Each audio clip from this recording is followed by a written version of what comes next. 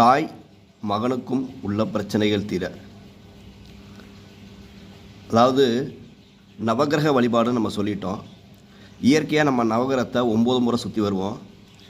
9 முறை சுற்றி வந்துட்டு மீண்டும் 11 முறை சுற்றி வந்து நவகிரகத்தில் குரு பகவான்கிட்ட நின்று ஒரு தாய் தனக்கும் தனது மகனுக்கும் உள்ள பிரச்சனைகள் தீரணுன்ட்டு குரு பகவான்கிட்ட வேண்டிங்க அப்படின்னா உங்களுக்கும் உங்களது குழந்தைகளுக்கும் உள்ள பிரச்சனைகள் நிச்சயமாகவே தீரும்.